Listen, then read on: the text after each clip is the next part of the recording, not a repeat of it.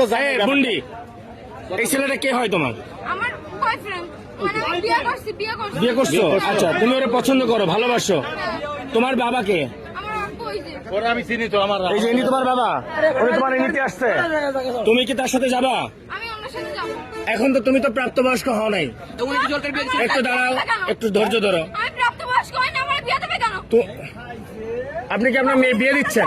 আমি বিয়ে দেওয়ার জন্য আমি ছেলেও আছে, বিয়ে না বসবে থাকবে আমার বাড়ি থাকবে।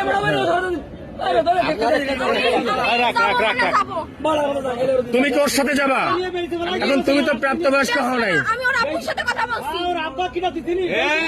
ও নাম্বার আমি তুমি ওর কপালে সিঁদুর দেওয়া আছে। আরে মুসলমান মুসলমান? কখন? মেয়ে দিয়েছিলাম তাই মনে লাগছে। তোমার বাসা কোথায়? তোমরা নিতে আসছো? এরা যদি এখন তোমার মায়েরা পুলিশে দেয় কি করবা? তুমি এত সাহস নিয়ে কিভাবে আসলে রাজশাহী থেকে এখানে? মেয়ে ফোন করেছে এই জন্য এসে আমি বলছি বলেই তো আসছি।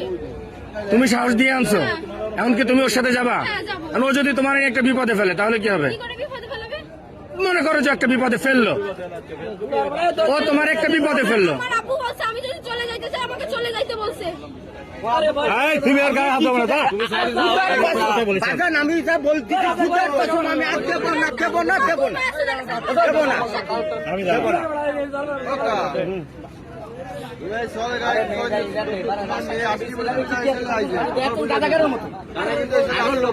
আরো লোক আছে, একটা গুরু হচ্ছে সামনে, একটা হিন্দু মেয়ে, এর গুরু আছে। আমি আপনাদের সেই মায়ের আমি আটকাইছি।